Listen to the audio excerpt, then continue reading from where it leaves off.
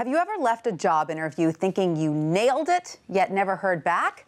Well, it could boil down to the elusive interpersonal chemistry of rapport, which new research shows has a larger than expected impact on an interview's outcome.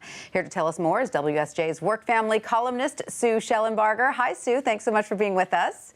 Hi, Tanya. Tell us more about this recent study on a job candidate's ability to spark a connection with the interviewer. I find this so fascinating. Really the first time in an experimental study that researchers nailed down the fact that rapport, which is over and above how well you answer the questions, how good you look, how polite you are, but that bond you form with the interviewer has an independent impact on how that interviewer will score you at the end of the interview.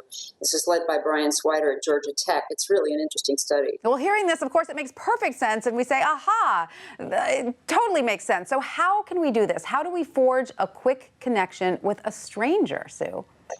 It's really a matter of watching for opportunities to relate to that person as a human being.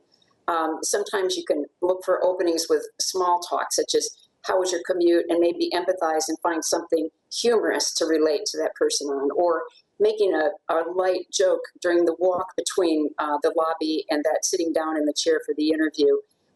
Humor, empathy, shared experiences and interests are all places to look to strike rapport.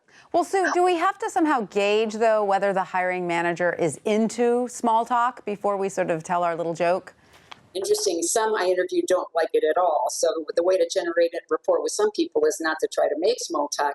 However, most of the time, if you watch someone's eyes and their physical posture when you open the conversation with a friendly question like, boy, the construction outside is really rough, or this weather is wild.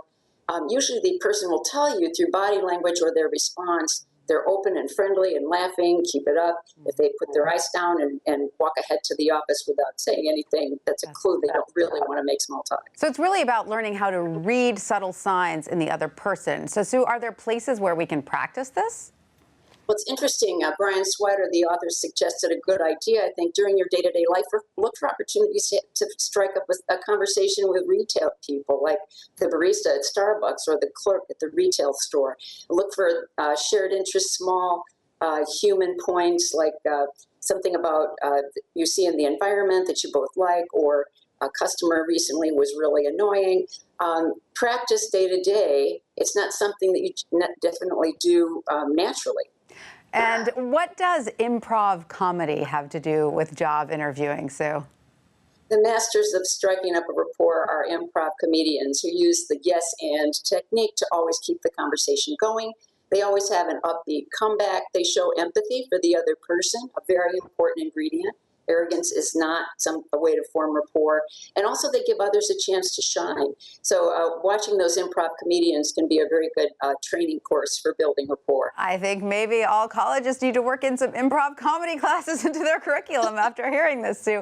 Thank you so much for that. Thank you, Jen. Thank you.